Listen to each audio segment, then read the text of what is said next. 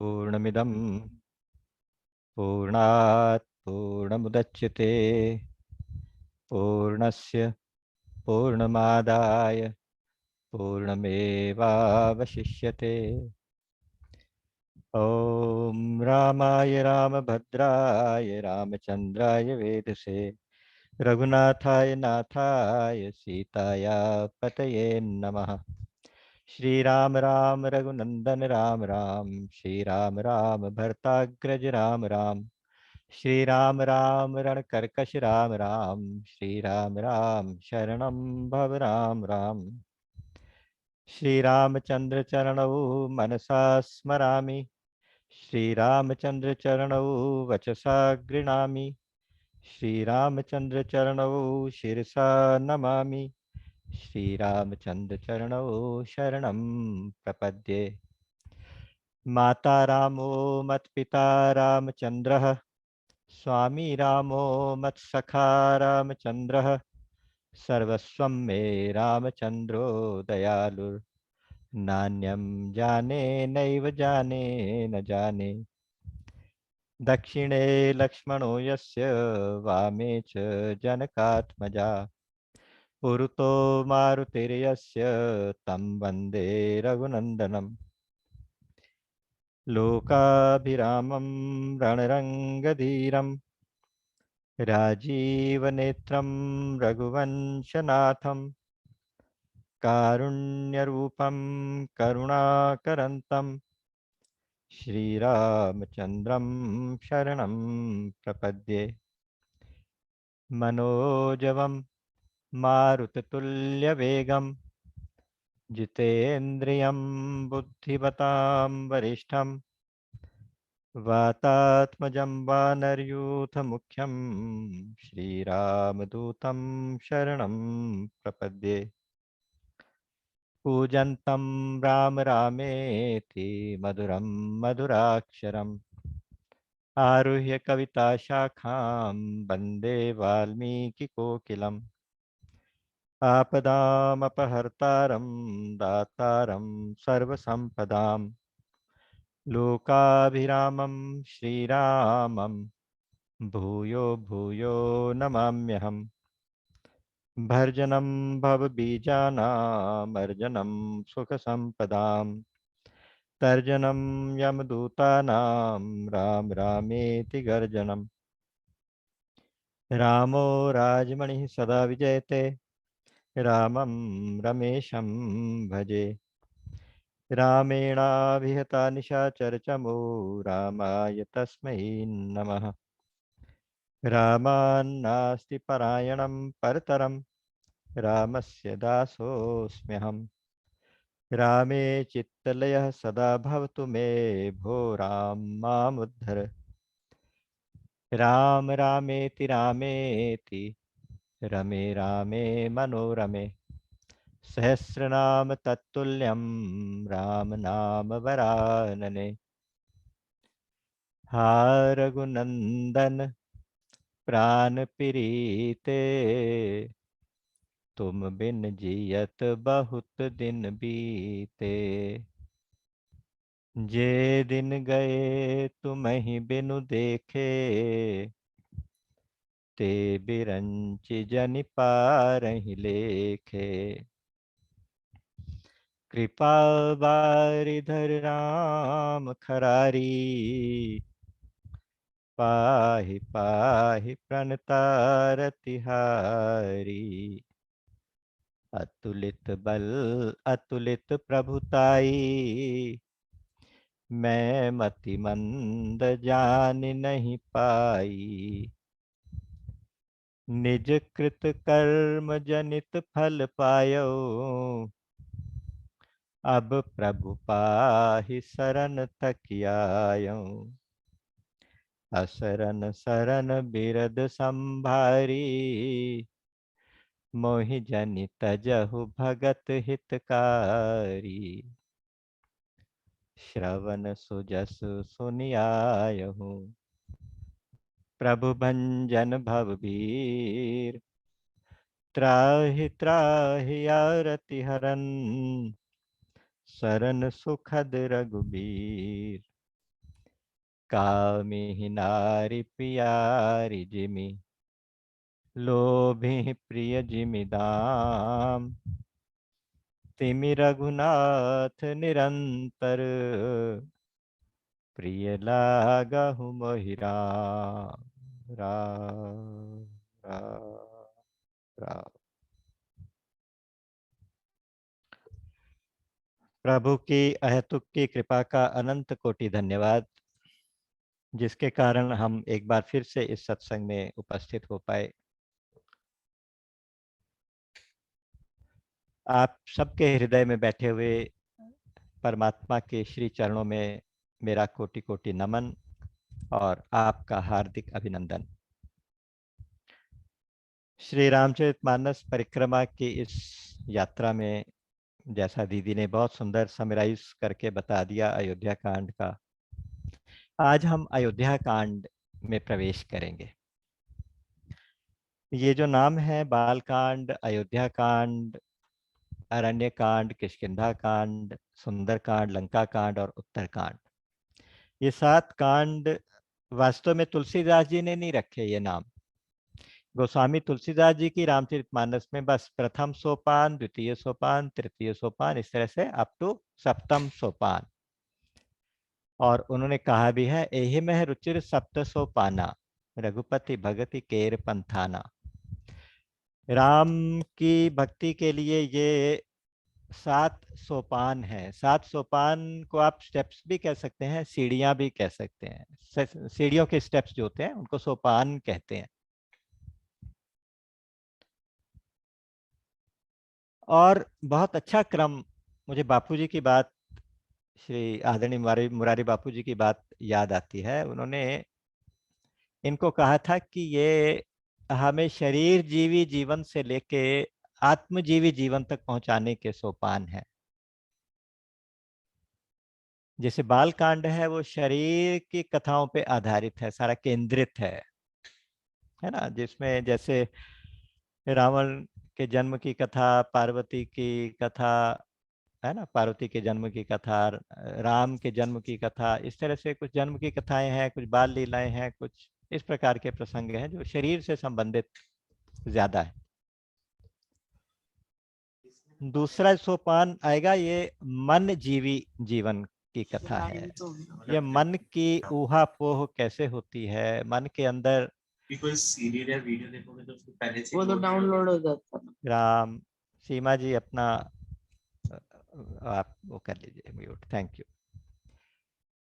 तो दूसरा सोपान जो अयोध्या कांड है, इसमें सारी मन की कथाएं हैं। मन में किस तरह से अगर कोई नेगेटिविटी आ जाए तो किस तरह से सारी थिंकिंग नेगेटिव हो जाती है और एक के बाद एक सीक्वेंस बनता चला जाता है।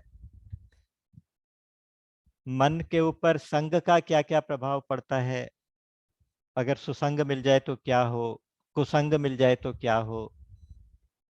श्री वल्लभाचार्य जी और चैतन्य महाप्रभु जी का अपने आपस में सत्संग का एक वाकया सुना होगा।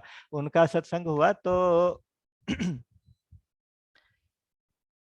चैतन्य महाप्रभु ने कहा कि इतनी देर का सत्संग कि जो जैसे एक बैल हो, बैल लगातार अपना सिर हिलाता है, उसके सींग की नुकीली नोक के ऊपर एक राई का दाना रखा जाए तो वो जितनी देर टिक पाएगा, अगर उतनी देर का भी सत्संग मिल जाए तो मानव का कल्याण हो जाए। उसमें श्री महाप्रभु ने, वल्लभाचार्य जी ने और जोड़ा, उन्होंने कहा कि अगर इतनी देर का कुसंग किसी को हो जाए तो उससे पतन हो जाए। तो ये बहुत सावधान रहने की चीजें हैं, है ना। फिर उसके बाद अरण्य कांड में ज्ञान की कथाएं हैं, तो वो बुद्धि के ऊपर केंद्रित है। सारे ऋषि मुनियों के आश्रम में प्रभु जाते हैं, वहाँ ज्ञान की बातें होती हैं, तो भगवान का भगवत एक स्वरूप जो है वहाँ प्रकट भी होता है। किष्किंधा कांड कहते हैं श्रम जीवी है, श्रम जीवी केंद्रित है, श्रम के ऊपर केंद्रित है। वानरों ने सारी पृथ्वी को छान मारा भगवती माँ की खोज में सीता जी की खोज में। और उसके बाद सुंदरकांड हृदय जीवी, हृदय के ऊपर केंद्रित कथाएं हैं। सुंदरकांड तो सुंदर ही है खैर। लंका कांड धर्म जीवी है, उसमें धर्म रथ के बारे में भी चर्चा आएगी, धर्म के ऊपर काफी बातें होंगी कि अगर कोई धर्म से डिगता है तो उसका क्या होता है, तो धर्म के ऊपर चलता है तो क्या होता है, वो धर्म के ऊपर केंद्रित है। और उत्तरकांड सारा आत्मा के ऊपर केंद्रित है। तो शरीर जीवी से शुरू करके आत्मजीवी जीवन कैसे जिया जाए, कैसे उसमें प्रोग्रेस हो, वो 7 सोपान है। आज हम दूसरे सोपान के ऊपर कदम रखने वाले हैं। एक बात और मुझे कहनी है अयोध्या कांड के बारे में। हम अयोध्या कांड क्योंकि पॉपुलर नाम है तो इसी से फिर एड्रेस भी करेंगे, कोई बात नहीं।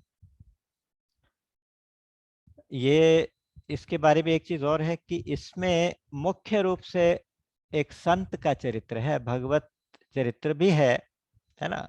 थोड़ा सा पोर्शन राम का चरित्र है, थोड़ा सा पोर्शन, ज्यादातर पोर्शन भरत जी का चरित्र है। भरत एक सिद्ध संत है। भरत जी राम के भाई तो हैं, लेकिन जब हम राम को याद करते हैं तो भरताग्रज राम कहते हैं उनको, भरत के अग्रज। उससे उनकी एक तरह से पहचान है, भरत के कारण राम की पहचान है, राम के कारण भरत की तो है ही, हम सबकी है। लेकिन भरत जी का चरित्र इस तरह का है कि वो इस पूरे अयोध्या कांड के अंदर छाया हुआ दिखेगा आपको। दूसरी बात ये भी है कि जो भरत चरित्र को अच्छे से पढ़ेगा, दीदी ने अभी बताया, इस अयोध्या कांड की फलश्रुति यही है। इसका फलश्रुति का मतलब होता है कि अगर कोई चीज आप पढ़ें, कोई चीज मतलब उसमें मैसेज क्या मिला, उसमें से क्या मिलेगा, क्या फल मिलेगा। तो वहां लिखा है कि सिय राम पद प्रेम अवश्य होई भवरस बिरति। अवश्य शब्द, अवश्य, ये वाला शब्द केवल इसी फलश्रुति में गोस्वामी जी ने लिखा कि जैसे गारंटी देता है ना कोई, पक्का, अवश्य। दो काम अवश्य होंगे भरत चरित्र का नियम से प्रेम सहित जो पाठ करेगा। जब हम भरत चरित्र की बात करते हैं, दीदी ने कहा था भरत चरित्र का पाठ, मुझे भी थोड़ा याद है कि मैंने शायद कहा था। तो दोहा नंबर 226 से 300, 236 से 326 तक मुख्य रूप से ये भरत जी का चरित्र इसके अंदर मिल जाएगा। 326 दोहों का ये कांड है, उसमें से 326 का कांड है, 236 से 326 तक ये भरत चरित्र है। इतना पाठ प्रेम सहित करने से भगवान के चरणों में प्रीति होती है, इस बात को गोस्वामी जी ने कहा अवश्य होती है। दूसरी, संसार से विरक्ति होती है, उन्होंने कहा अवश्य होती है। तो भाई ये तो प्रेम का मार्ग है, ये तो दीवानों का मार्ग है। जिसको संसार से आसक्ति छुड़ानी हो वही इस मार्ग पे आए, नहीं तो ये पढ़ते पढ़ते फिर संसार फीका लगने लगेगा। तो थोड़ा सा उस मामले में खतरनाक है मामला। लेकिन इस बात की गारंटी है कि जब संसार से वैराग्य और श्री राम के चरणों में अनुराग हो जाएगा तो फिर किसी चीज की कमी भी नहीं रहेगी। ऐसा नहीं है कि संसार से विरक्ति होगी तो आप संसार की ड्यूटीज छोड़ दोगे या संसारिक उपलब्धियां होनी बंद हो जाएंगी, ऐसा नहीं है। भरत जी तो यहाँ तक कहते हैं कि मैं प्रभु कृपा रीति जिये जो ही, हारे हूँ खेल जितावही मोही। मैंने प्रभु की कृपा की रीति समझ ली है, देख लिया है। मैं कभी हार भी जाता था ना, बचपन से साथ साथ खेलते थे, कभी हार भी जाता था, तुम हारे हुए को भी जिता देते थे। तो इन शब्दों को जब मैं पढ़ता हूँ तो अंदर तक कलेजा चिर जाता है। ऐसा लगता है कि क्या हम सबके साथ ऐसा नहीं है? सच सच सोच के देखना, अपने हृदय पे हाथ रख के देखना, क्या सच में ऐसा नहीं है कि हम जब हारने लगते हैं तो केवल एक वही तो है जो हमें जिताने के लिए तैयार रहते हैं। ये सारा संसार तो हमें हराने के लिए बैठा है, आप बुरा मत मानना। एक दूसरे को हराने के लिए बैठे हैं, लेकिन हमें जिताने वाला सिर्फ एक ही है, और वो मेरे ठाकुर जी, वो मेरे श्री राम, वही है। तो उनकी शरण होना है, और शरणागति ऐसी होनी है जैसी भरत जी की शरणागति। शरणागति भी कई तरह की होती है, षड्विधा शरणागति कही जाती है, 6 प्रकार की शरणागति। अनुकूलस्य संकल्पः, प्रतिकूलस्य वर्जनम, रक्षिष्यतीति विश्वासो, गोप्तृत्व वर्णम तथा आत्मनिक्षेप कार्पण्यम, षड्विधा शरणागति। ये 6 प्रकार की शरणागति है। अनुकूलता का संकल्प कि आज से हम केवल भगवान के अनुकूल ही रहेंगे, और दूसरा कि भगवान सदा हमारे अनुकूल ही हैं। प्रतिकूलता को छोड़ देना, अर्थात अब हम ऐसा कोई भी काम नहीं करेंगे जो भगवान को बुरा लगे। और दूसरी बात, भगवान ऐसा कोई भी काम नहीं करते जो हमारा हित करना हो, इस बात का विश्वास। यह है प्रतिकूल से वर्जनम। तीसरा, रक्षिष्यति विश्वासो, रक्षिष्यति, वो मेरी रक्षा करेंगे, इस प्रकार का दृढ़ विश्वास। अगर कोई विपत्ति आएगी तो राम जी मेरी रक्षा करेंगे, है ना। ऐसे मत कहो भगवान जी को कि देखो समस्या बहुत विकट है। समस्या से कह दो कि श्री राम मेरे निकट हैं, प्रभु मेरे निकट हैं, तो समस्या अपने आप कम हो जाएगी। तो समस्या समस्या नहीं रहेगी, विपत्ति विपत्ति नहीं रहेगी। भगत विपत्ति भंजन रघुनायक, भगवान तो भक्त की विपत्तियों का भंजन करने वाले, तो वो मेरी रक्षा करेंगे, इस प्रकार का विश्वास। फिर गोप्तृत्व वर्णम, हमने अपनी रक्षा के लिए भगवान को वर्ण किया, अर्थात आज के बाद हमने सारे सहारे छोड़ दिए, सारे सहारे छोड़ दिए कि बस अब भगवान ही हमारी रक्षा करेंगे, और हम अपनी रक्षा के लिए, अपने काम के लिए, अपने पर्पस के लिए इधर उधर देखेंगे ही नहीं। फिर आत्मनिक्षेप, कि स्वयं को भगवान के समर्पित कर दिया, आगे गिरा दिया, भगवान के आगे गिर पड़े, चरणों में गिर पड़े। जैसे भरत जी गिर पड़े थे, पाही नाथ कही पाही गोसाई, भूतल परे लकुट की नाई। जैसे लाठी खड़ी होती है, धड़ाम से नीचे गिर पड़े, बस भगवान के आगे दंडवत पड़े रहे। और कार्पण्यम, कार्पण्यम का मतलब होता है दीनता। दीनता का मतलब भगवान के आगे हम कुछ भी नहीं, अपने नथिंगनेस का आभास, नथिंगनेस का अनुभव हो जाए तो दीनता आती है, कि हमारे हाथ में कभी कुछ था ही नहीं।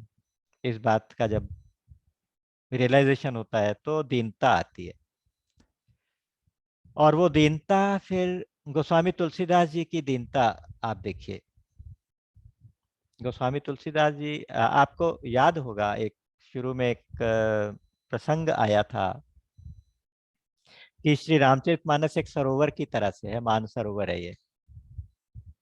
इस सरोवर के चारों ओर 4 घाट हैं, चारों घाटों पे निरंतर राम कथा चलती है ना। ये मानस की कथा चारों घाटों पे निरंतर चलती है। जैसे कोई सरोवर होता था पहले, बावड़ी होती थी, सरोवर होता था, तो उसमें 4-4 घाट बनाए जाते थे। एक तो वीआईपी घाट होता है, उसमें राजघराने के लोग नहाते वाते हैं, वहीं से पानी लेते हैं, वहीं नहाते हैं, तो वो राजघाट कहलाता था, वीआईपी घाट।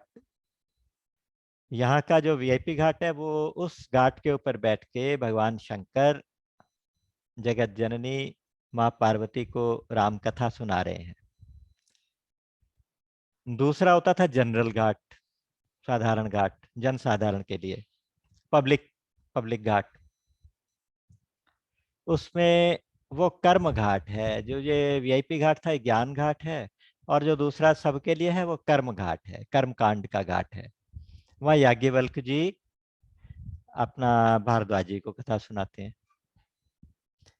तीसरा घाट जो होता है वो महिला घाट होता है, महिलाओं के लिए होता है, तो लेडीज घाट। वो भक्ति का घाट है। उस भक्ति के घाट पे हमारे कागभूषुंडी जी महाराज गरुड़ जी को कथा सुना रहे हैं। चौथा घाट जो कार्पण्य और दीनता वाला घाट है, शरणागति का घाट है, वो पशु घाट कहलाता था। पशु घाट में सीढ़ियां भी नहीं होती, बस डायरेक्ट स्लोप होता है कि गाय भैंस हो, हाथी हो, घोड़े हो, वो जाके पानी पीना चाहें, नहाना चाहें, उधर से उतरेंगे। तो उसमें सीढ़ियां भी नहीं, उसमें केवल एक स्लोप होता है बस। तो वो शरणागति का घाट है। इस शरणागति के घाट पे बैठ के हमारे गोस्वामी तुलसीदास जी दैन्य घाट के ऊपर बैठ के अपने मन को कथा सुना रहे हैं। सब जगह देखेंगे एक वक्ता एक श्रोता है, बाकी किसी की परवाह भी नहीं है, कितने श्रोता हैं कि नहीं है, कोई फर्क नहीं पड़ता। तो यहाँ इस अयोध्या कांड में कुल रामचरितमानस में लगभग 10,000 चौपाइयां हैं। उसकी जो 2500 चौपाइयां, यानी जो गोस्वामी जी के हिस्से की 2500 2,500 चौपाइयां हैं ना, वो ये है। तो इसमें दीनता आपको मिलेगी, कार्पण्य मिलेगा, दीनता मिलेगी। यही विधि प्रभु प्रसन्न मन होई, करुणा सागर कीजिए सोई। बताइए, इतनी बड़ी शरणागति की चौपाई भरत जी के मुंह से कहलवाई। एक होता है ना, बंदर का बच्चा होता है।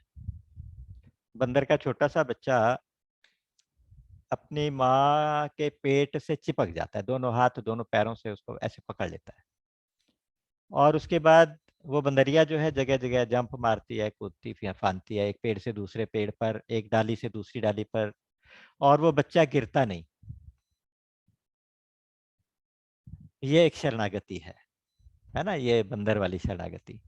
दूसरी होती है एक बिल्ली वाली शरणागति होती है। बिल्ली बिल्ली का बच्चा होता है, तो वो अपनी माँ को पकड़ता भी नहीं। वो तो, उसकी तो आंखें भी नहीं खुली होती, बिल्कुल चुपचाप पड़ा रहता है। उसकी माँ उसको सुरक्षित स्थान पे पहुंचाने के लिए अपने दांतों से मुंह से उठाती है। बिल्ली के दांत बहुत शार्प होते हैं, तो उन शार्प दांतों से उठाती है, और ऐसे उठाती है कि उसको खरोंच भी नहीं आए। तो माँ इतना ध्यान उस बच्चे का रखती है, मार्जारी भक्ति जो उसको बोलते हैं। तो बिल्ली के बच्चे जैसी भक्ति, बिल्ली के बच्चे जैसी शरणागति। और यहाँ एक आपको विलक्षण शरणागति इनके बारे में, भरत जी के बारे में देखने को मिलेगी। वो शरणागति है कछुए के अंडे वाली शरणागति। जब कछुई जो होती है अंडा देती है, कछुआ रहता तो पानी में, अंडा देती है बाहर जाके, बाहर मिट्टी में जाके सैंड में अंडा देती है, और उसके ऊपर थोड़ा मिट्टी से उसको दबा देती है। उसके बाद वो वापस पानी में आ जाती है। तो जब तक उस अंडे में से छोटा सा बच्चा नहीं निकलता, तब तक वो उसको कॉन्स्टेंटली याद करती है। रिमेम्बरेंस, कॉन्स्टेंटली याद करती है। उसके याद करने से उस अंडे के अंदर इतना प्रभाव, इतनी वाइब्रेशन पहुंचती है कि वो उसमें से छोटा सा बच्चा अंडा तोड़ के निकल आता है। अब मुर्गी अपना अंडा सेती है तो उसके ऊपर बैठना पड़ता है, शरीर से गर्मी पहुंचाती है। मछली अपना अंडा जब देती है तो उसको देखती रहती है आंखों से। और यहाँ कछुए वाली शरणागति ऐसी है कि कछुए का अंडा इतनी दूर है अपने माँ से, लेकिन उसकी माँ उसको याद करती है। आप इस बात पे विश्वास करें। यहाँ राम जी भरत को इस तरह याद करते हैं। आप आगे देखिएगा, प्रसंग इस तरह का भी आएगा। तो आप इस बात का विश्वास रखें, हम सब इस बात का विश्वास रखें कि भगवान हमें ऐसे ही याद करते हैं। हम उनको याद करें कि ना करें, भूल जाएं, लेकिन भगवान हमें नहीं भूलते। भगवान हमेशा हमें याद रखते हैं। तो ये बात इस थ्रू आउट अयोध्या कांड में ये बात याद रखनी होगी कि ये शरणागति का घाट है, ये दैन्यता का घाट है, ये मनुष्य के मन के अंदर होने वाली उठापटक का कांड है, और सबसे ज्यादा नाटकीयता, सबसे ज्यादा ड्रामा आपको इसके अंदर मिलेगा। और उस ड्रामा को गोस्वामी तुलसीदास जी किस तरह से अपने कैनवस पे उस पिक्चर को उतार देते हैं कि आपको लगता है कि ये आपके सामने ही घटना घट रही है। अभी पिछले दिनों में आपको बताऊं कि पिछले कुछ सत्संग में कुछ जैसे कुछ लोगों के फीडबैक साधकों के आते हैं। अधिकतर साधकों को ये अनुभव हुआ कि शायद हम इस कथा में उस जगह पे मौजूद हैं जहां ये सब कुछ घट रहा है। ये आपको बताऊं कि एक स्पिरिचुअल प्रोग्रेस की बहुत बड़ी पहचान है कि अगर हमें राम कथा सुनते हुए ऐसा लगे कि हम राम कथा के पात्रों के बीच में बैठे हैं। हम केवल इसको सुन नहीं रहे, हम केवल इसको मिरर की तरह से नहीं देख रहे, हम इसको इसके नाटक के पात्रों के बीच में बैठे हैं। हम भी उनमें से एक हैं। जब विवाह का प्रसंग है तो हमें ऐसा लगे कि हम भी बाराती हैं, हम भी देख रहे हैं सब कुछ। और जब जन्म का प्रसंग हो तो ऐसा लगे कि हमारे सामने उत्सव हो रहा है सारा। तो ऐसा हो जाता है, ऐसा होता है। तो आप जब इस अयोध्या कांड में रहेंगे, न जाने कितना समय लगे मैं कह नहीं सकता, तो उतने समय तक आपको ऐसा लगेगा कि बस हमारा श्री राम के अलावा दूसरा कोई ना कभी था, ना कभी है, ना कभी हो सकता है। हम उन्हीं की शरण है बस, मेरा और सहारा कोई नहीं। बस ये एक इस दृढ़ विश्वास के साथ इसको हम पढ़ेंगे, इस अयोध्या कांड का हम अवलोकन करेंगे। तो इस कांड के बारे में थोड़ी थोड़ी बातें ये थी। बाकी एक बहुत सुंदर बात यह है कि इसमें जैसे रामचरितमानस में एक दोहे और दूसरे दोहे के बीच में ऑन एन एवरेज 8 चौपाइयां होती हैं। तो 8 अर्धालियां कह लीजिए, मतलब एक 8 लाइनें होती हैं। लेकिन कई जगह पे बहुत फ्रीक्वेंटली उस क्रम को तोड़ा गया है, टूट गया है। कहीं बहुत बहुत सारी चौपाइयां बीच में आ गई हैं, थोड़ी 7 रह गई हैं, कहीं भी 5 रह गई हैं, कभी 35 तक भी हो गई हैं। लेकिन इस अयोध्या कांड में लगभग लगभग एक दो जगह अपवाद हैं, वो छोड़ दीजिए, लगभग हर दो दोहों के बीच में ठीक 8 चौपाइयां मीटर्ड है बिल्कुल। और दूसरी बात, ये डिसिप्लिन दिखा रहा है। दूसरी बात, हर 24 दोहे के बाद 25वां दोहा जब आएगा तो वहां एक छंद है, और एक ही छंद है, एक टाइम एक ही छंद आएगा, और उस छंद के बाद सोरठा, और हर सोरठे में तुलसी का नाम। ये तुलसीदास जी की चौपाइयां हैं सारी, ये तुलसीदास जी का डिसिप्लिन है, तुलसीदास जी की शरणागति है, ये गोस्वामी तुलसीदास जी का दैन्य है, कार्पण्य है। एक जगह क्रम टूटा है इसका, वो है 125वां जो दोहा आना चाहिए था, वो 126 पे चला गया है। और वहां पे सोरठे में तुलसीदास जी, वहां छंद में तुलसीदास जी का नाम नहीं है, छंद में नाम आता है।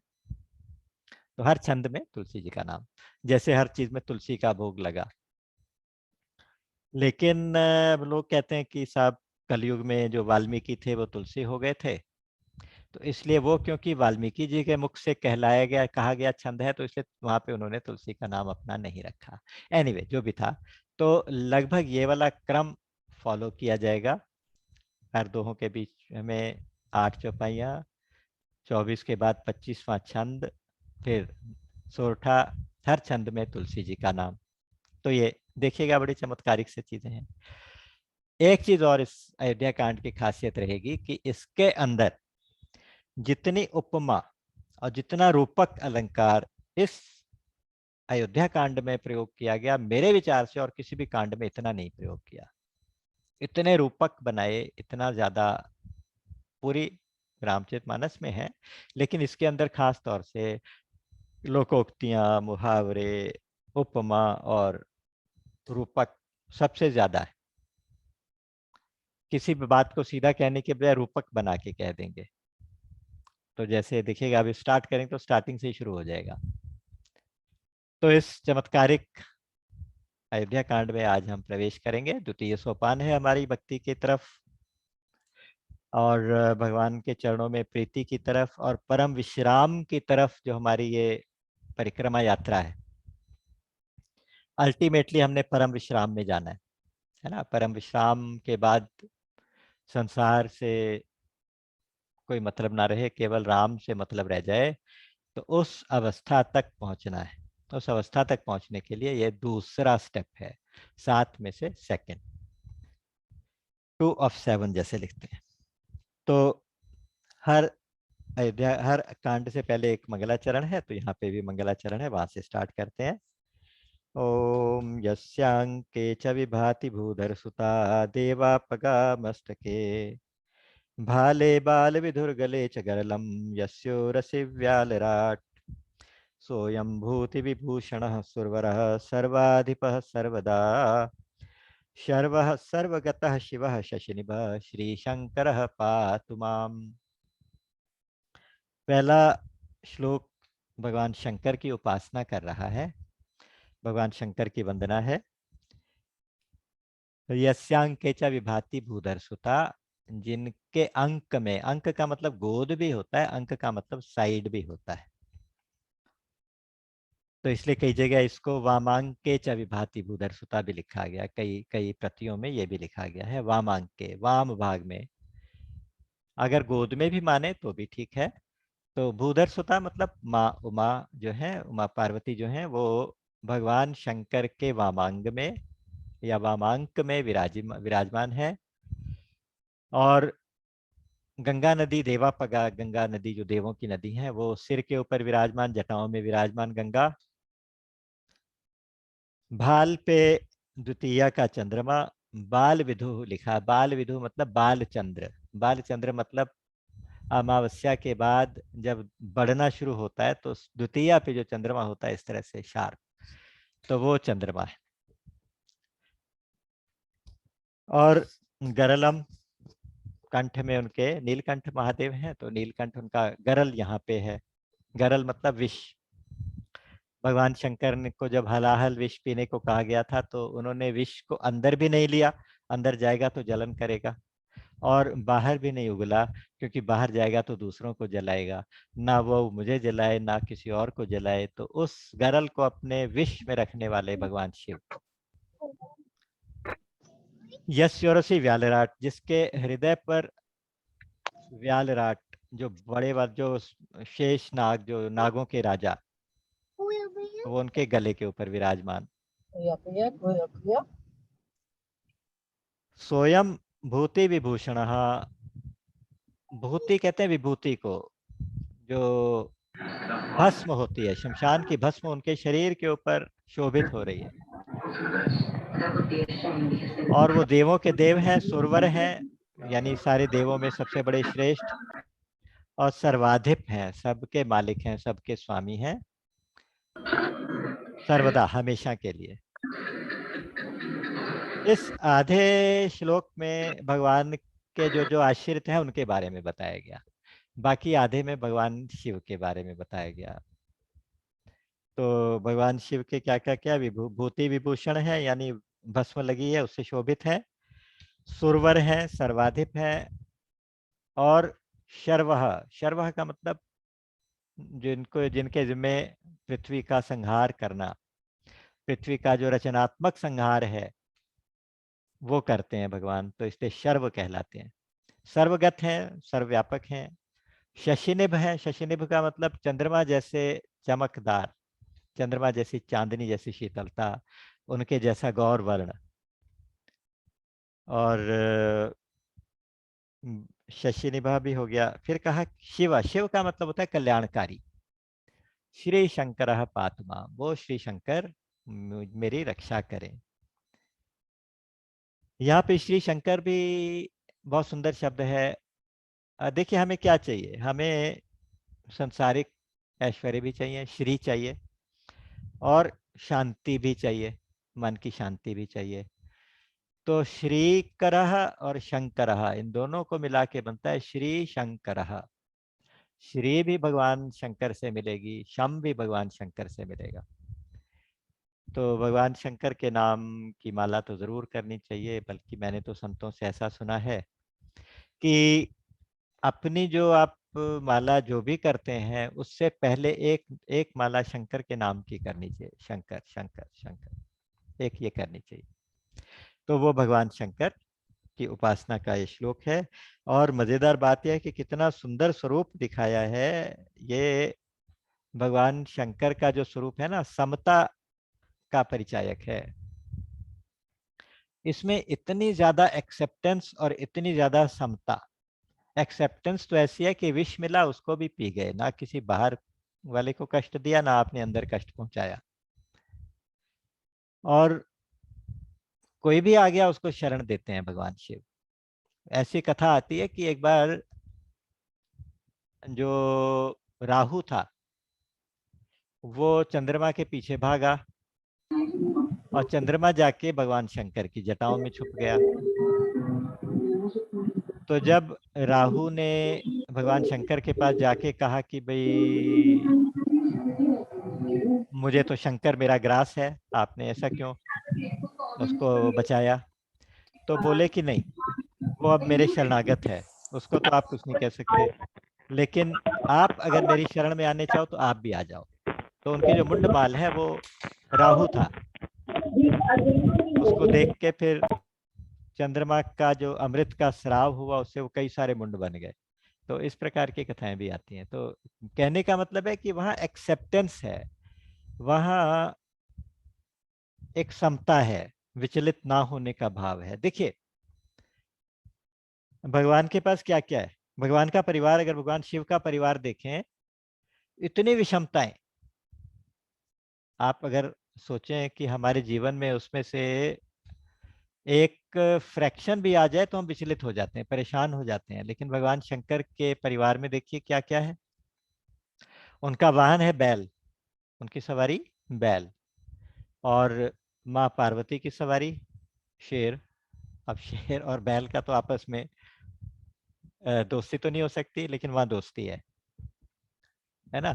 अच्छा, कार्तिकेय जी का वाहन क्या है, मोर, और गणेश जी का वाहन चूहा। मोर चूहे को खाता है, वो उसका आहार है। तो वो दोनों को भी सामंजस्य करके रखा हुआ है। अच्छा, दो दो नारियां, एक गंगा एक उमा, और उनके साथ भी बैलेंस्ड शंकर। तो कहने का मतलब है कि भगवान शंकर विषमताओं में समता का प्रतीक है, नंबर वन, और एक्सेप्टेंस का प्रतीक है। ये दो चीजें भगवान शंकर के स्वरूप से सीखनी है। तो उससे ऐसा होगा कि फिर आपको शम भी मिलेगा और श्री भी मिलेगी। श्री शंकर पातुमाम। उसी समता की बात को भगवान राम में देखते हुए आगे कहते हैं, प्रसन्नताम यानगताभिषेकस्तथा नमम्ले वनवास दुःखतः मुखाम्बुज श्री रघुनंदनस्य मे सदास्तु सा मंजुल मंगल प्रदा। कहते भगवान राम का जो मुख है ना, इतना सुंदर मुख, जो चेहरा है, उसमें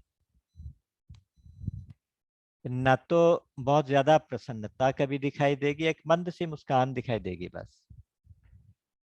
जैसे अभिषेक होना था भगवान का, राज्याभिषेक होना था, युवराज पद मिलना था, वो सुनने के बाद उनका चेहरा बिल्कुल वैसे ही रहा, सौम्य।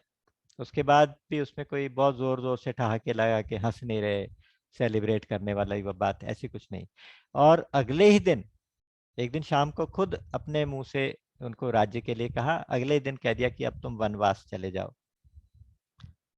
ना उस चेहरे पे कोई म्लानी आई, ना हर्ष ना विषाद। प्रसन्नताम या न गताभिषेकस्तथा न मामले वनवास दुखतः। वनवास के दुख से कोई म्लानी नहीं है, कोई मलिनता नहीं है। और अभिषेक की खुशी से उसके ऊपर कोई बहुत प्रसन्नता नहीं है। तो वो शोभा जो भगवान के मुख की है, वो एक्चुअली भगवान कौन है, भगवान राम ब्रह्म है ना। ब्रह्म कैसे हैं, ब्रह्म तो सम है, निर्दोषम ही समम ब्रह्म।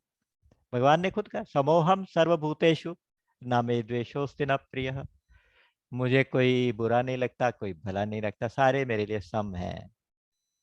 एक जगह समदर्शी मोहि कह सबको, मुझे सब लोग समदर्शी कहते हैं।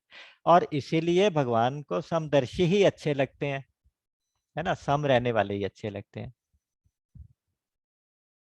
जैसे विभीषण जी को कह रहे थे कि कहते जो समदर्शी है ना मुझे अच्छे लगते हैं। तो ये भगवान का जो स्वरूप है ना, आपने पीछे भी इसकी झांकी देखी थी जब धनुष यज्ञ में उनको आज्ञा हुई कि जाओ धनुष तोड़ो और जनक का परिताप समाप्त करो। उठऊ राम भंजऊ भव चापा, मेटहु जनक संतापा, ऐसे करके। तो उठे हैं तो वहां पे उन्होंने कहा कि उस उनके चेहरे पे ना कुछ विषाद है ना कुछ हर्ष है, ना हर्ष है ना विषाद। वहां जो दोहा आया है उसमें लिखा है कि आ, सभय विलोके लोक सब, जान जान की भीरु, हृदय हर्ष विषाद, हृदय न हर्ष विषाद कछु।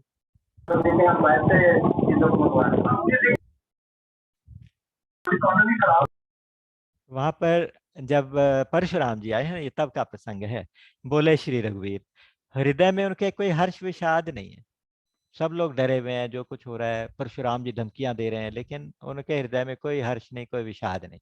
उसके बाद सीधा सीधा कहते हैं, नाथ संबुधन भंजनिहारा होई कैवक नाथ तुम्हारा, दास तुम्हारा। उसी तरह से जब कौशल्या जी के पास भरत जी आते हैं, वनवास हो गया, राम लक्ष्मण सीता वन को चले गए, दशरथ जी स्वर्ग चले गए। उस समय भरत जी आते हैं तो बहुत दुखी होते हैं, परेशान होते हैं, जाके सीधे कौशल्या माँ की गोदी में जैसे ही माँ के पास बैठते हैं, बात करते हैं, तो माँ उनको फिर बताती हैं, अपने बहुत दुखी हृदय से बताती हैं। पितु आयसु भूषण बसन, तात तजे रघुबीर, विस्मय हर्ष न हृदय कछु, पहरे बलकल चीर। पिता की आज्ञा से बस राम ने कुछ नहीं सोचा, फौरन अपने आभूषण उतारे उतारे, राजसी वस्त्र उतारे और मुनियों के वलकल पहन लिए। और उस सबसे ज्यादा जो दिल को दुखी करने वाली चीज थी वो ये थी कि उसके चेहरे पे कोई एक्सप्रेशन ही नहीं आया। राम के चेहरे पे कोई विषाद नहीं आया, कोई हर्ष नहीं था, कोई विषाद नहीं था। बस चुपचाप आज्ञा का पालन किया और उठ के चलते बने। तो इस तरह की बात राम के बारे में तो खास तौर से है कि बहुत ही समता राम के चरित्र में ना बहुत समता है। तो उस समता का यहाँ पे समता की वंदना कर रहे हैं, कहते हैं कि वो सम रहने वाला चेहरा भगवान श्री राम का, वो हमें हमेशा, वो शोभा हमेशा सदा मंगल देने वाली हो। आगे का, नीलाम्बुज श्यामल कोमलांगम, सीता समारोपित वाम भागम, पाणौ महासायक चारु चापम, नमामि रामम रघुवंश नाथम। रघुवंश के नाथ श्री राम की वंदना है।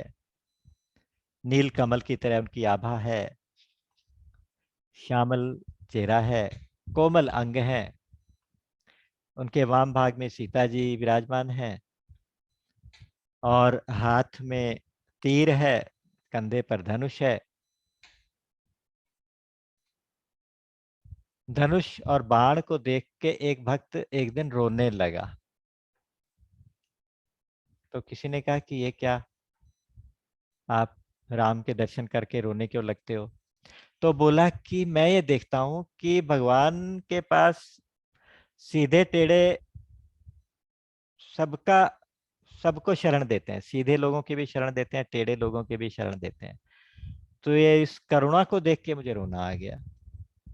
एक हाथ में सीधा तीर पकड़ा हुआ है, एक हाथ में टेढ़ा धनुष पकड़ा हुआ है, धनुष को भी सहारा दे रहे हैं, तीर को भी सहारा दे रहे हैं।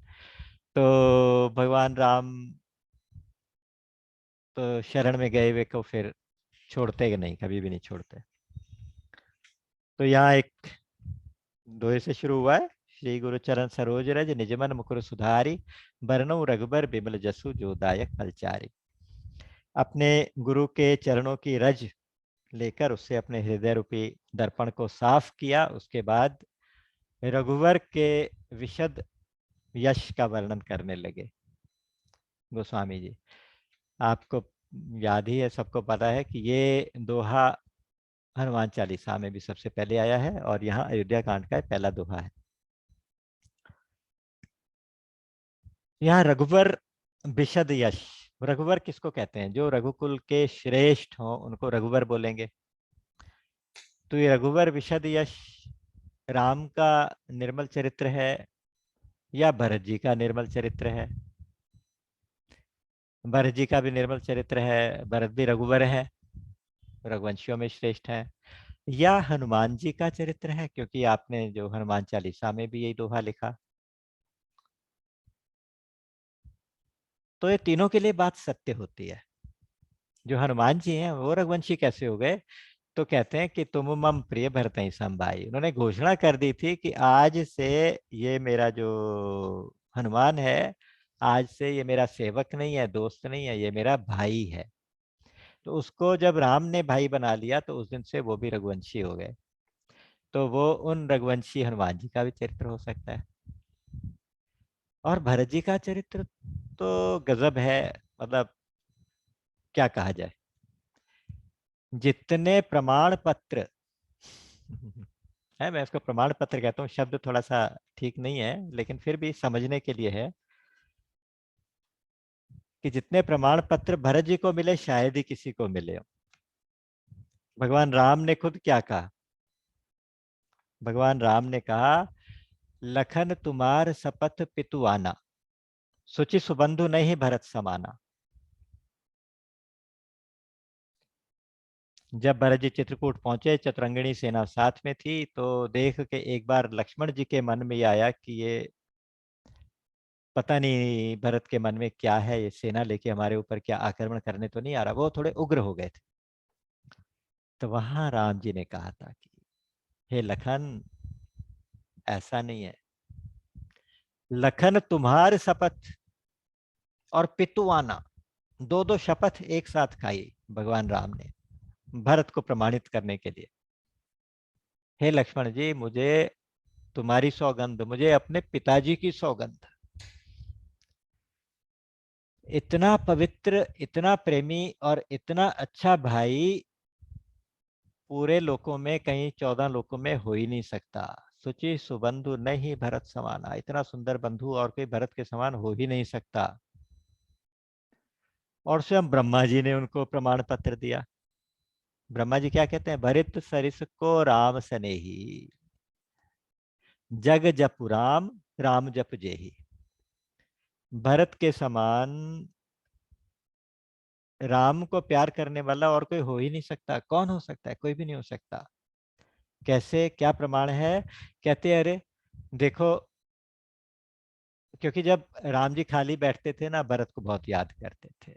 भरत को बहुत याद करते, भरत भरत भरत मेरा भाई ऐसे करते रहते थे।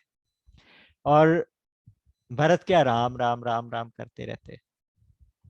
कहते हैं कि दुनिया तो राम राम राम राम जपती है और राम खुद क्या जपते हैं? भरत भरत भरत भरत। तो इसलिए भरत सरिस को राम सनेही, जग जप राम, राम जप जय। और ब्रह्मा जी के मानस पुत्र हमारे रघुवंशियों के गुरु वशिष्ठ जी, वो क्या कहते हैं? समुझब कहब करब तुम जोई, धर्म सार जग होई ही सोई। कि तुम्हें जो समझ में आए, तुम जो कहो और तुम जो करो। भरत जी को कह रहे हैं वशिष्ठ जी कि तुम जो समझो, जो कहो, जो करो, वही धर्म का सार होगा जगत में। तुम्हारे से बड़ा धर्म की स्थापना करने वाला और कोई नहीं हो सकता। धर्म की स्थापना करने कौन आए थे? राम। परित्राणाय साधूनां विनाशाय च दुष्कृतां धर्म संस्थापनार्थाय संभवामि युगे युगे। राम कहते हैं कि मैं आता हूँ। लेकिन यहाँ भरत जी को प्रमाण पत्र दे दिया कि तुम जो समझोगे, जो कहोगे, जो करोगे, वही धर्म का सार होगा। बस तुम जो मर्जी करो। और महाज्ञानी जनक जी क्या कहते हैं? जनक जी जब चित्रकूट में राम के दर्शन करने गए थे, वहां सब लोग अयोध्या वासी भी आए हुए थे। उस समय जनक जी भी पहुंच गए थे। दिन में मीटिंग्स होती रही, रात को जब वापस अपने कैंप में पहुंचे जनक जी, तो सुनैना जी ने, उनकी धर्मपत्नी ने कहा कि मुझे समझ में नहीं आ रहा इसका भरत के प्रेम की क्या सीमा है। कैसा भरत है ये? भरत के बारे में कोई बात बताओ, ये कैसा है? तो वहाँ जनक जी बोले थे कि देवी, मैं थोड़ा बहुत राजनीति जानता हूँ, थोड़ा बहुत अध्यात्म में भी रुचि है, ब्रह्म के बारे में भी कुछ पूछो तो बता सकता हूँ, धर्म के बारे में पूछो तो भी बता सकता हूँ, लेकिन भरत के बारे में नहीं बता सकता। हाँ, भरत के बारे में अगर कोई जानता है तो केवल राम जानते हैं। उन्होंने कहा था, भरत महामहिमा सुनु रानी, जाने ही राम। महिमा नहीं, महामहिमा, भरत की महामहिमा, जाने ही राम, न सकहीं बखानी। लेकिन राम भी उसका वर्णन नहीं कर सकता। ये भरत है जिनके चरित्र में हम आज प्रवेश करने वाले थे। और जब प्रयाग में प्रवेश करते हैं, धर्म न अर्थ न काम रुचि गति न चहु निर्वाण, जन्म जन्म रति राम पद यह वरदान न आन। प्रयागराज से ये मांगते हैं कि ना मुझे धर्म चाहिए, ना अर्थ चाहिए, ना काम में रुचि है, ना मुझे मोक्ष चाहिए, मुझे तो जन्म जन्म रति राम पद, जन्म जन्म में राम के चरणों में मेरी प्रीति बढ़े, बस यही वरदान, और कुछ नहीं चाहिए। तो प्रयागराज स्वयं प्रकट होके उनमें उनमें उनके मुख से आवाज आई थी कि तात भरत तुम सब विधि साधु। हे तात, हे भरत, तुम हर प्रकार से साधु हो, और रामचरण अनुराग अगाधु। राम चरणों का जो अनुराग है वो तुम्हारा असीम है, उसको मेजर नहीं किया जा सकता। ऐसा अनंत प्रेम है तुम्हारे अंदर। जो प्रमाण दिया, फिर भारद्वाज जी के पास आए, भारद्वाज जी ने भी वही बात कह दी। भारद्वाज जी क्या कह रहे हैं? तुम तो भरत मोर मत एहू, देह धरे जिमि राम सनेहु। कितनी बड़ी बात कह दी। ये सब उस समय की अथॉरिटीज हैं जो उनको प्रमाण पत्र दे रही, अथॉरिटीज।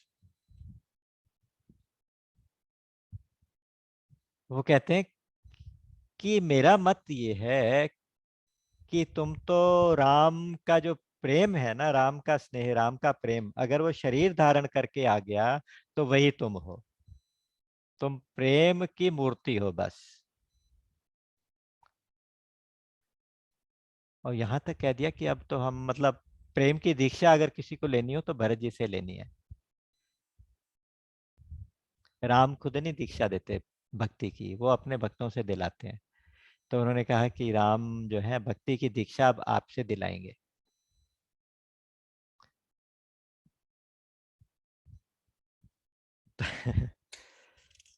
तो यहाँ अपने हृदय की, अपने मन की मैल को साफ करने के लिए गुरु के चरणों की रज की बहुत जरूरत है।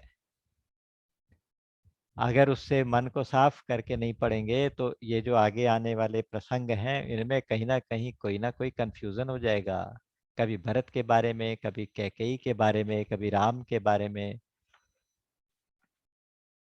और आगे सावधान भी करते हैं, कौशल्या जी ने तो कहा ही था, कौशल्या जी ने भी उनको प्रमाण पत्र दे दिया था कि भरत अगर, मतलब तुम्हें प्राणों से ज्यादा प्रिय राम जी हैं और राम जी को प्राणों से प्रिय तुम हो।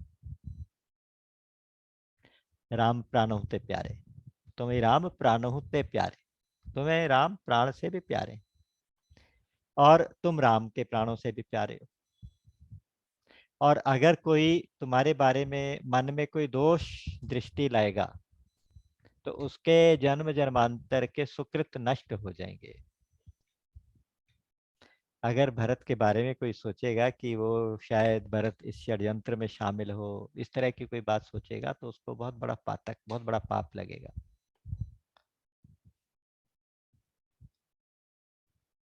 तो आज कम से कम एक दो हाथ तो जरूर करेंगे, अभी तो समय है। हाँ। जब ते राम ब्याहि घर आए, नित नव मंगल मोद पट बधाए। भुवन चारि दस भूधर भारी, सुकृत मेघ बरषहि सुख बारी। रिधि सिधि संपत्ति नदी सुहाई, उमगी अवध अम्बुद कहीं आई। मणिगणपुर नर नारी सुजाति, सुचि अमोल सुंदर सब भांति। शुरुआत ही एक रूपक अलंकार से। कहते हैं कि जो 14 भुवन होते हैं ना, 14 लोक, वो 14 पर्वत हैं मान लीजिए। और जब से राम विवाह करके अवध में आए हैं, बालकांड में अंतिम प्रसंग यही था कि वो विवाह करके आ गए हैं और सब प्रसन्न हैं। उसके बाद आज कह रहे हैं कि जब से राम जी विवाह करके आए हैं, नित्य नव मंगल मोद बधाए। नए नए मंगल, नए नए खुशी के अवसर आ रहे हैं, रोज नए नए उत्सव हो रहे हैं।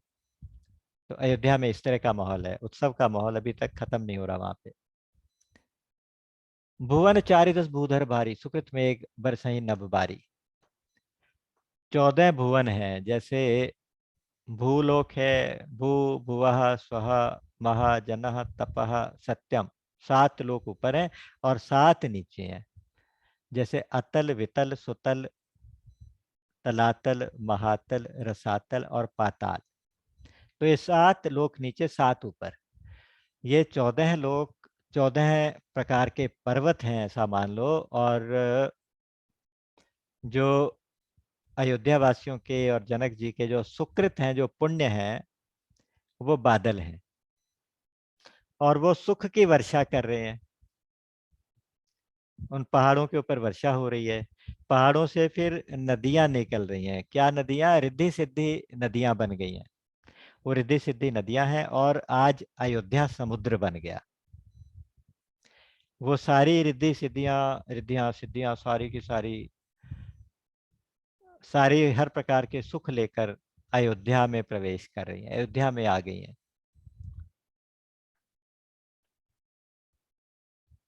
और सारे लोग बहुत प्रसन्न हैं। फिर यहाँ पे कहा गया कि कहीं ना जाई कछु नगर विभूति, जनु इतने ही विरंची करतुति। नगर को देख के ऐसा लगता है कि बस ब्रह्मा जी की रचना यहीं तक थी। ब्रह्मा जी, ये जब जो कुछ दिखाई दे रहा है, ब्रह्मा इससे आगे और कुछ बना ही नहीं सकता। जितनी जिस तरह का ये विभूतिपूर्ण ऐश्वर्यपूर्ण ये नगर है, इतनी ब्रह्मा जी तो बना ही नहीं सकते। क्योंकि ब्रह्मा जी के सृष्टि में तो गुण और अवगुण दोनों होते हैं। विधि प्रपंच गुण अवगुण साना। यहाँ अवगुण तो दिखाई नहीं देता, केवल गुण ही गुण दिखाई देते हैं। सभी लोग राम को प्यार करते हैं।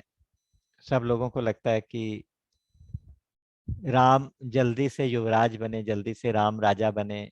इसका मतलब ये नहीं है कि वो ये नहीं चाहते कि दशरथ ना रहे, बल्कि वो ये चाहते हैं कि राम हमारे राजा बने। इस प्रकार के लोग सब चाहते हैं। एक दिन क्या हुआ, आप थोड़ी सी देखिए यहाँ पे कथा क्या आती है। एक दिन राज्यसभा में, राज्यसभा में, राज्यसभा नहीं कहना चाहिए, राज्यसभा में दशरथ जी बैठे थे।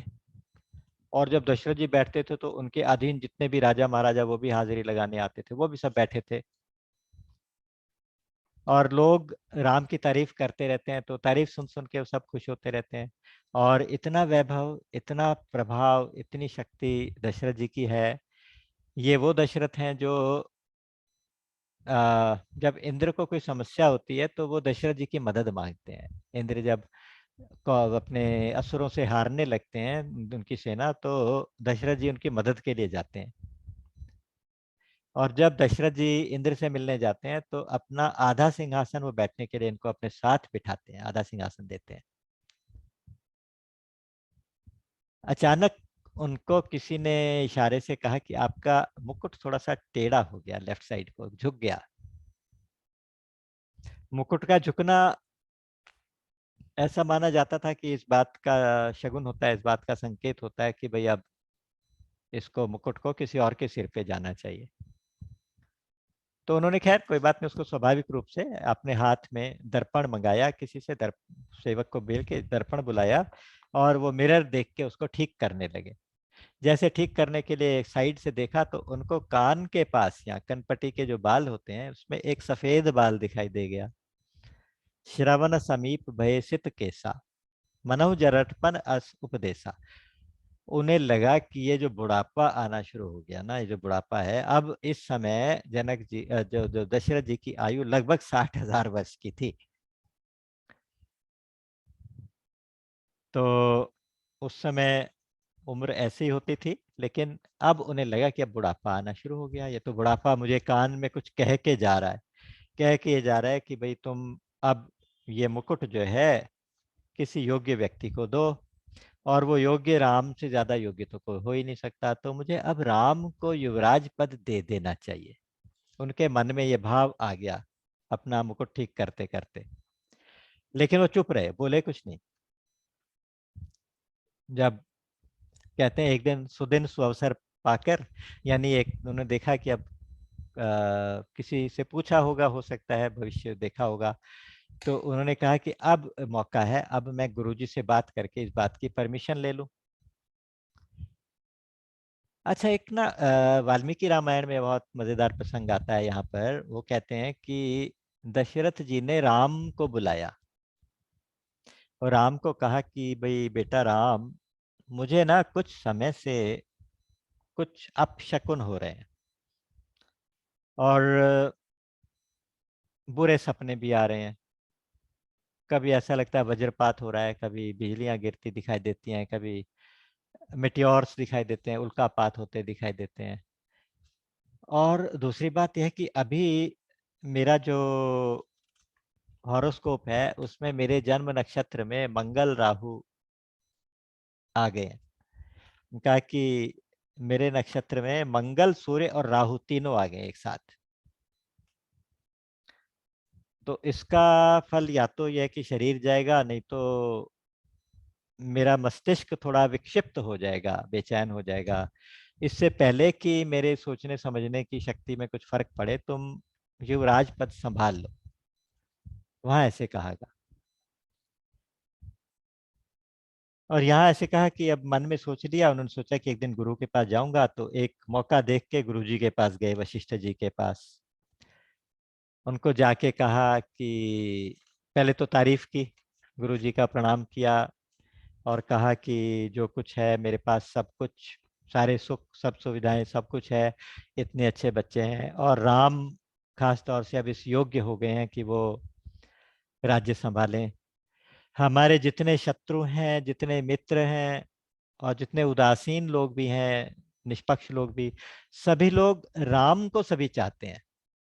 यानी कोई अगर मेरे से दुश्मनी मानता भी होगा, वो राम को वो भी प्यार करता है, कहने का मतलब ये था। तो राम को सभी चाहते हैं। अब अभिलाषा मेरे मन की एक है, अगर आप इजाजत हो तो मैं आपसे पूछूं। तो बोले बताओ। तो बोले कि मैं चाहता हूं कि मेरे जीते जी मैं राम को सारी ड्यूटी सौंप जाऊं, उसको युवराज बना दूं और वो अब राजपाट संभाले, और मैं थोड़ा सा अब रिटायर हो जाऊं। तो यहाँ पे वशिष्ठ जी तो त्रिकालज्ञ हैं, त्रिकालदर्शी हैं, उनको भविष्य दिखाई दे रहा होगा, तो उन्होंने डायरेक्टली कभी कुछ नहीं कहा कि हाँ ये मुहूर्त है, इसमें तुम कर दो। तो उन्होंने कहा कि भाई देखो, तुम्हारा बेटा पता है कौन है? सुनु नृप जासु विमुख पछताई। हे राजन, जिसका विरोध करने से, जिसके विमुख होने से पछताना पड़े, और जासु भजन बिनु जरनी न जाही, जिसके भजन के बिना हृदय की जलन नहीं जाती, यानी उसके विमुख होने पे पछताना पड़ता है, और उसका भजन ना करने से हृदय में जलन होती है, जो जलन केवल भजन से ही मिटती है। तो भयउ तुम्हार तने सोई स्वामी, राम पुनीत प्रेम अनुगामी। राम तो पुनीत प्रेम के अनुगामी हैं, पवित्र प्रेम के अनुगामी हैं, और तुम्हारे राम कोई साधारण राजकुमार नहीं है। और भाई देखो, सच्ची बात तो ये है कि वेगी विलंब ना करिए, अगर मन में भाव आ गया तो तुरंत करो इसको, है तुरंत इस पे एक्शन लो। उसके लिए कोई मुहूर्त निकालने का कोई बात, कोई जरूरत नहीं है। साजिए सबई समाज, सब कुछ एकदम से फटाफट तैयारी करो। और साथ ही इनडायरेक्टली उन्होंने भविष्य बता दिया। उन्होंने कहा कि देखो, सुदिन सुमंगल सोई जब राम होई जुबराज। अच्छा दिन, अच्छा मुहूर्त और अच्छा मंगल तो तभी होगा जब भगवान राम युवराज बनेंगे। तो अगर मैं कहूं कि कल वो अवसर है, तुम कल ही कर दो, तो नहीं, बस जल्दी करो। अगर तुम्हारे मन में ऐसा भाव आ गया तो जल्दी करो, क्योंकि तुम धर्मात्मा पुरुष हो और तुम्हारा जो जितनी भी कामनाएं हैं ना, वो फल की अनुगामिनी है। फल अनुगामी महिप मनी, मन अभिलाष तुम्हार। तुम्हारी मन की अभिलाषा जो है वो फल की अनुगामिनी है। कितना सुंदर शब्द है, कितने सुंदर तरीका है बताने का, कि फल आगे आगे चल रहा है, इच्छा पीछे पीछे चल रही है। अर्थात आपने कुछ चाहा भी नहीं और वो पहले हो गया, फल आगे आगे आ गया। कामना उठी नहीं, इससे पहले पूरी हो गई। तो हे महिप मणि, हे राजाओं के मणि, राजाओं के राजा, तुम्हारा मन की अभिलाषा तो बाद में हुई है, इससे पहले तो काम हो गया समझो। तो इसलिए कोई मुहूर्त निकालने की जरूरत नहीं समझी गई। उन्होंने कहा कि नहीं, बस जितनी जल्दी हो सके कर दो, अगर तुम्हारा मन में आ गई है तो। तो राजा इन गूढ़ शब्दों को नहीं समझे। उन्होंने तुरंत गुरुजी को सिर नवाया। एक तरह से कोई भी बड़ा डिसीजन लेने से पहले गुरु की आज्ञा जरूरी थी, वो हो गई। अब तुरंत वो अपने महल में आ गए। वहां पे उन्होंने एक मीटिंग बुलाई, अपने पूरे मंत्रिमंडल की मीटिंग थी, सारे अधिकारीगण वहां पे मौजूद थे। और जितने भी महाजन, जितने भी बड़े बड़े लोग थे, सबको बुलाया। कोर मीटिंग जो जो होती है, सबको बुला के उनके सामने प्रस्ताव रखा कि मैं अपने बड़े बेटे राम को युवराज पद देना चाहता हूँ और मैं रिटायर होना चाहता हूँ। तो वहां एक मत से ये फैसला किया गया कि हाँ राजन, आपका ये विचार बिल्कुल सही है। तो वहां भी वो प्रस्ताव पास हो गया। अब उन्होंने देन एंड देयर, वहीं का वहीं सब लोगों को, जितने भी मंत्री थे, जितने भी लोग थे, अधिकारी थे, सबको ड्यूटियां बांट दी कि इसके लिए जो जो तैयारियां हैं वो सब आप कराना शुरू करें।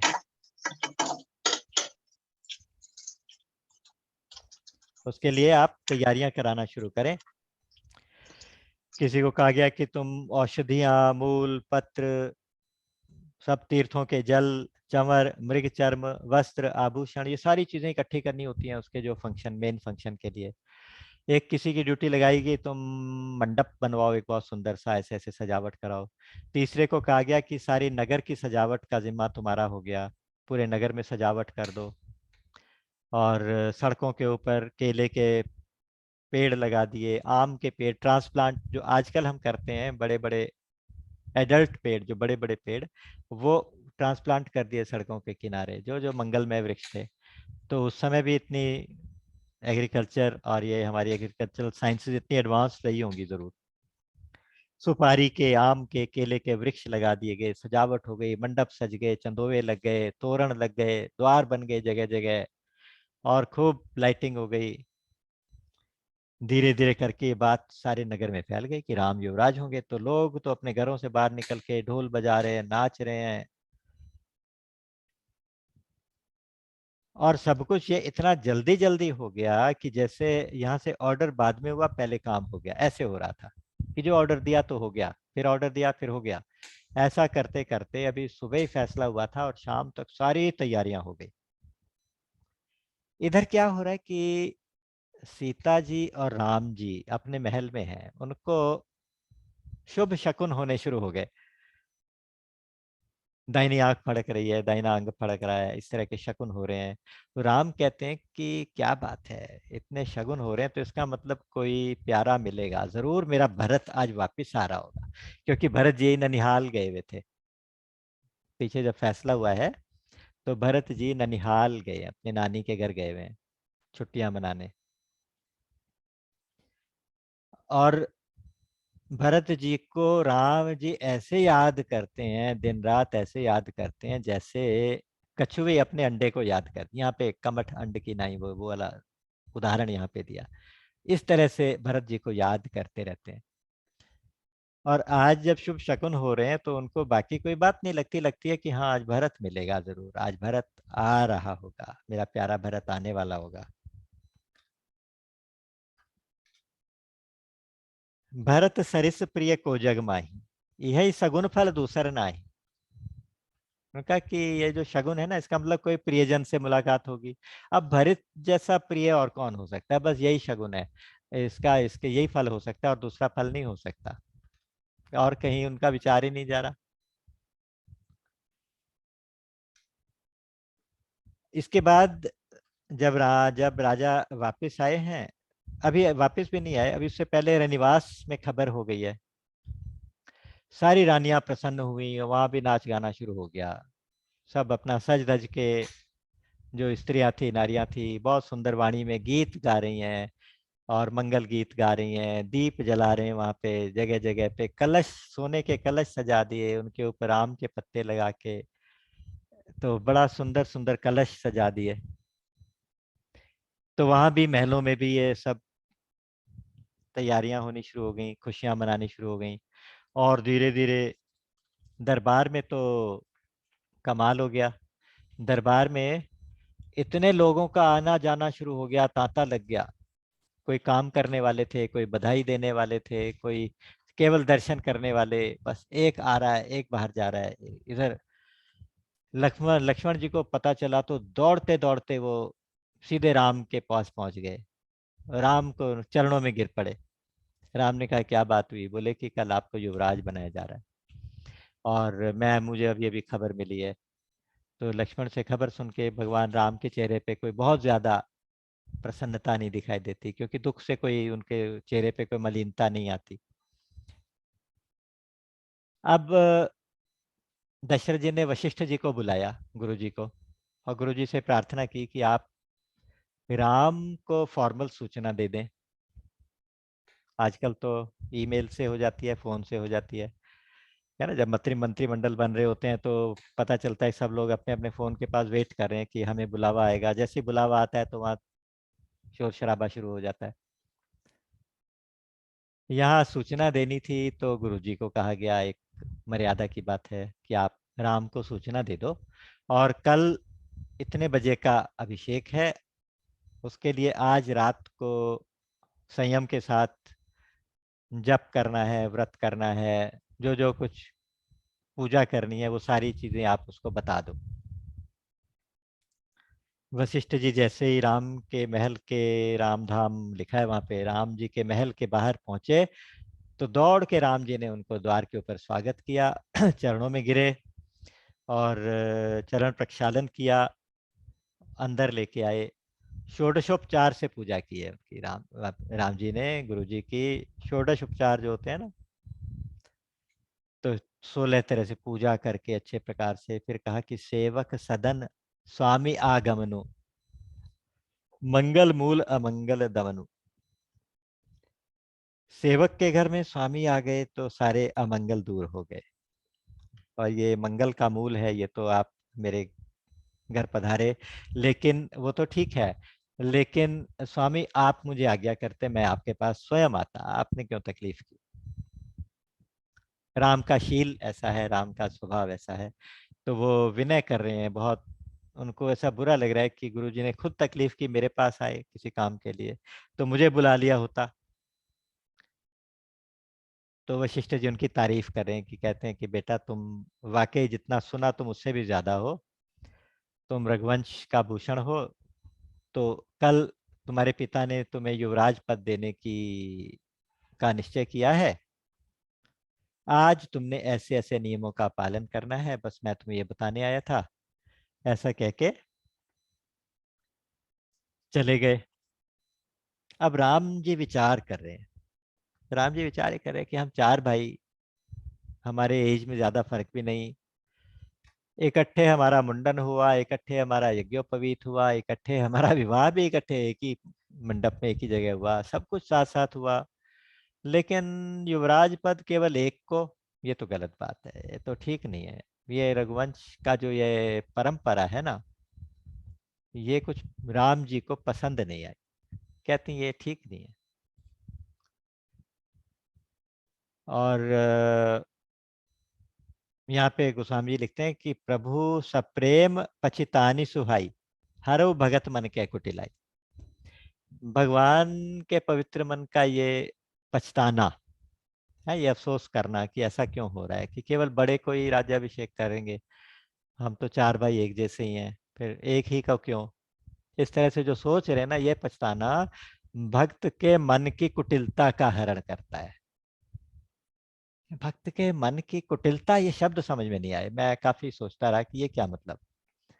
भक्त के मन की कुटिलता को कैसे हरण करे? भक्त तो वही है जिसके मन में कुटिलता ही ना हो। तो फिर मुझे उसका उत्तर मिला कि कभी कभी अनन्यता में जो थोड़ी सी कमी होती है वो कुटिलता कहलाती है। अगर भगवान के प्रति आपका जो अनन्य समर्पण है, अनन्य का मतलब दूसरा और कोई ना हो, केवल भगवान के ही प्रति हम समर्पित हों, केवल भगवान ही हमारे लिए सब कुछ हो, तो भक्त के लिए होता तो यही है, समर्पण होता है। लेकिन कभी कभी वो समर्पण अधूरा होता है, कभी कभी वो समर्पण अधूरा होता है, और अधूरे समर्पण को भगवान स्वीकार नहीं करते, संपूर्ण समर्पण ही स्वीकार करते हैं। तो इसलिए कहा गया कि वो जो समर्पण में कमी है, वो जो अनन्यता में कमी है, वो कुटिलाई, वो कुटिलता है। तो भक्त के मन की कुटिलता का हरण हो, जो भगवान के इस भाव का चिंतन करे। भगवान का ये भाव, दूसरों के प्रति क्या सोचते हैं राम जी, ये सोच के प्रसन्न हो जाते हैं कि ठीक है, ये परंपरा है, बड़े को राज्याभिषेक होना है तो मुझे हो रहा है। लेकिन नहीं, वो कहते हैं कि नहीं, मेरे भाई भी तो मेरे जैसे ही है। तो ये जो दूसरों के प्रति भगवान राम का स्नेह है, उस भाव का चिंतन भक्त के मन की कुटिलता का हरण करता है। तो यहाँ पे ये लिखा गया।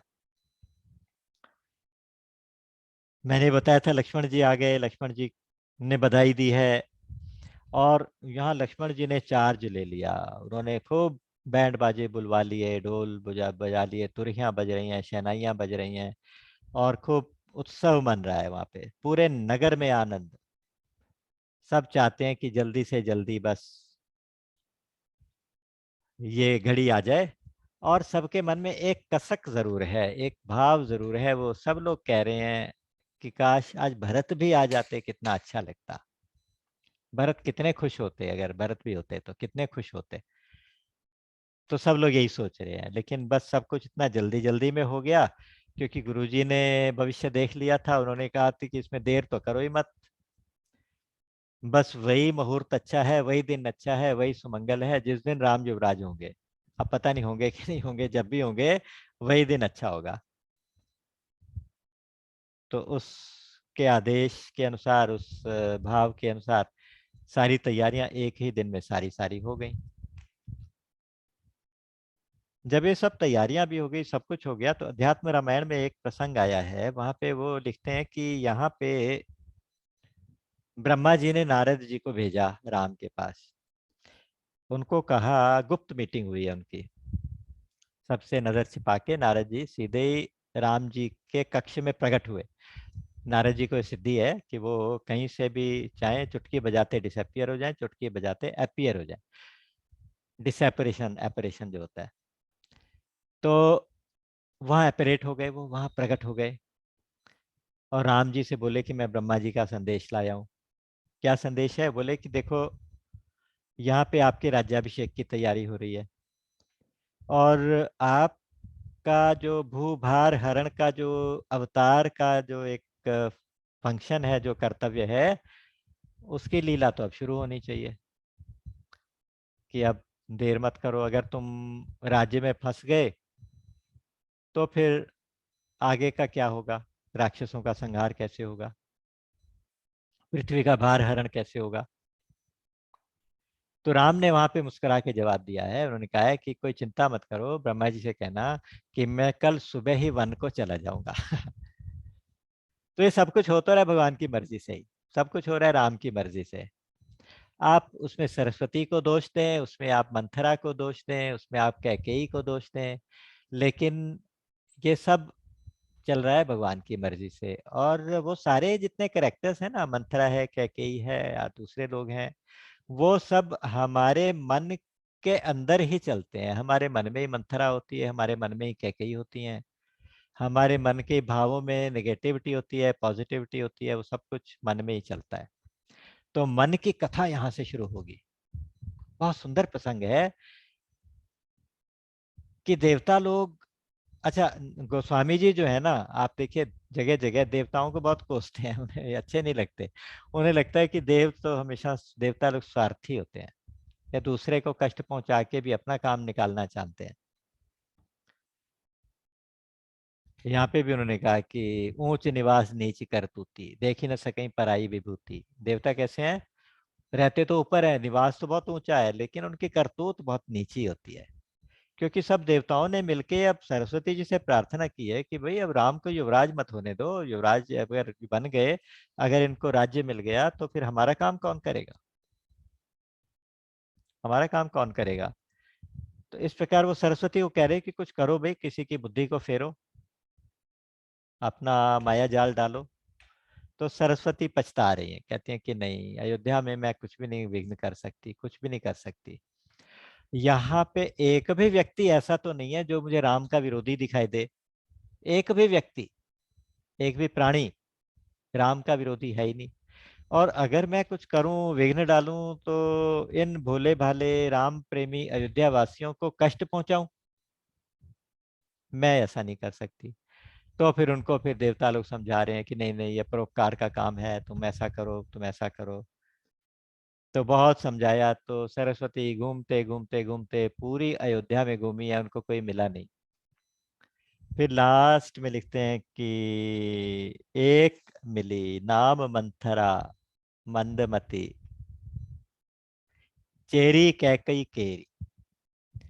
कैकेयी की एक दासी है, मंथरा उसका नाम है, कुबड़ी है, 3 जगह से टेढ़ी है, शरीर उसका 3 जगह से टेढ़ा, और मंदमती है थोड़ी। मंदमती का मतलब ये नहीं है कि वो राम से वैर रखती है, ऐसा कुछ नहीं है, थोड़ी सी कम अकल है। तो उनको वही उचित लगी। और दूसरे कैके देश से आई है, कैके देश की भी अलग कथा है। वहाँ क्या था कि कैकेयी के पिताजी, कैके कैके राज जो थे, कैके देश के राजा, कैकेयी के पिताजी जो थे, वो पक्षियों की बोली जानते थे। एक दिन क्या हुआ कि वो कोई जिरम्भ नाम का पक्षी था, उसकी बोली उन्होंने सुनी और उस बोली को सुन के हंसने लगे। तो उनकी पत्नी ने देख लिया, माँ कैकेयी की माता जी ने। उनका कि आप क्यों हंसे, मुझे बताओ। बोले कि मैं पक्षी की बोली सुन के हंसा, वो कुछ कह रहा था। बोले क्या कह रहा था, जरा बताओ। बोले कि ये मैं नहीं बता सकता, क्योंकि मैंने जहाँ से सीखी है ये विद्या, तो वहां से मुझे ये वार्निंग दी गई है कि अगर मैं किसी को बताऊंगा तो फिर उसके बाद मैं मर जाऊंगा, फिर मैं, मेरा शरीर नहीं रहेगा, तो मैं नहीं बता सकता। तो कैकेयी की माता ने कहा कि तुम मरो या जियो, मुझे इसकी कोई परवाह नहीं है, लेकिन मुझे बताओ। वो जिद करके बैठी।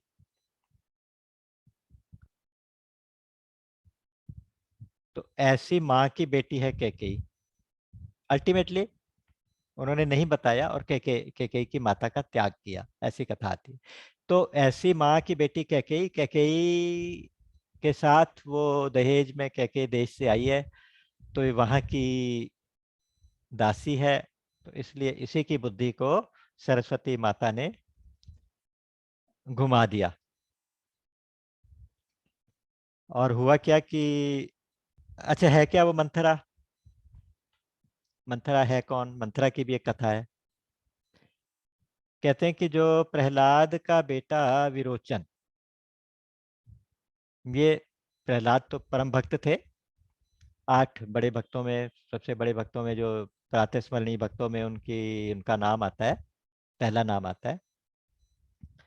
तो लेकिन है तो असुर कुल, हिरण्यकश्यप के बेटे हैं। हिरण्यकश्यप तो असुर थे। उसके बाद प्रहलाद के बाद आए विरोचन। विरोचन ने भी अपनी सेना के साथ देवों के साथ युद्ध किया, तो देवासुर संग्राम में उसने सारे देवताओं को हरा दिया। तो उसको छल करके इंद्र ने और ब्रह्मा ने जाके मिल के ब्राह्मण के वेश में जाके उससे कुछ दान मांगा। तो विरोचन ने प्रॉमिस कर लिया कि हाँ ठीक है, आप जो मांगोगे मैं दूंगा, आप बताइए क्या चाहिए। तो उन्होंने कहा कि हमें अपनी बची हुई बाकी उम्र दे दो। तो उससे बची हुई उम्र मांगी, विरोचन की वही मृत्यु हो गई, उसने दे दी और मृत्यु हो गई। तो विरोचन की बेटी यानी प्रहलाद की पोती, उसका नाम था दुंदुभी। तो दुंदुभी को बड़ा बुरा लगा, उसने कहा कि इतने धोखेबाज, मैं इनको मजा चखाऊंगी। तो वो युद्ध करने के लिए चल पड़ी। उसका साथ किसी असुर ने नहीं दिया। उसने बाकी सारे असुरों की सेना को इकट्ठी करनी शुरू की, तो किसी ने भी उसका साथ नहीं दिया, बल्कि उसको उल्टा ही समझाया कि नहीं, तो मत जाओ। वो फिर भी गई युद्ध करने, फिर भी उसने उन सब देवताओं को जीता। और ऐसा था कि उसको कोई भी नहीं जीत पा रहा था। तब भगवान विष्णु ने कहा, इंद्र ने कहा कि मैं इसके ऊपर हाथ ही नहीं उठाऊंगा, ये औरत है। भगवान विष्णु ने उसको समझा के इंद्र को कहा कि तुम इसको वज्रपात करो, वज्र मारो। विष्णु के कहने से इंद्र ने वज्र मारा, वो 3 जगह से टेढ़ी होके गिरी। और उसके बाद उसने असुरों से और भगवान विष्णु से बदला लेने के लिए, इस बदले की भावना के साथ ही उसने अपना शरीर छोड़ा। और वो 3 जगह से टेढ़ी होके मंथरा बन के यहाँ पैदा हुई। और आज वो एक तरह से भगवान का काम बिगाड़ने आई है, भगवान के राज्याभिषेक में विघ्न डालना चाहती है, और इनडायरेक्टली भगवान को वनवास भेज के असुरों से भी बदला लेना है। तो एक तरह से मंथरा एक तीर से 2 निशाने आज लगा रही है। तो मंथरा और कैकेयी का संवाद क्या हुआ, कैसे हुआ, इसमें बहुत नाटकीयता, बहुत सुंदर प्रसंग आएगा।